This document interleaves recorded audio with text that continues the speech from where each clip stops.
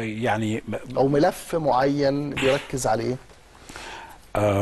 هو سيادة الرئيس مركز في كل ملفات مش في ملف معين. فيعني طبعا كل واحد فينا في مجال عمله.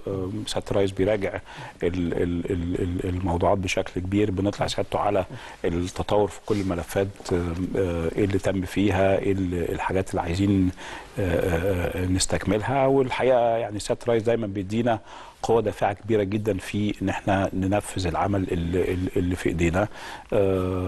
مراجعاته معانا في كل الامور، في كل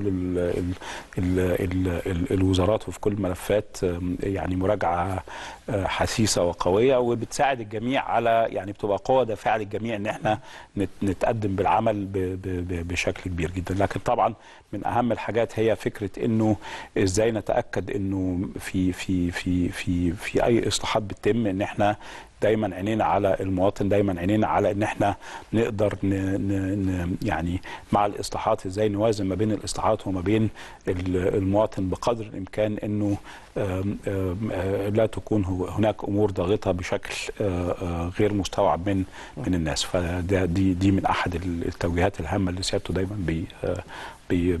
بينوه بيها. أنا بشكر سيادتك شكرا جزيلا على هذا الحوار، وإحنا عارفين إحنا أثقلنا عليها حضرتك. لا يا فندم، لا مفيش أي حاجة. شكرا جزيلا. نتمنى أن نكون أجبنا على معظم الأسئلة اللي وصلتنا من حضراتكم لمعالي وزير المالية دكتور عمرو الجرحي. شكرا لحسن المتابعة، وإلى اللقاء يوم السبت المقبل في نفس الموعد 8 مساء بتوقيت القاهرة في رأي عام. تصبحوا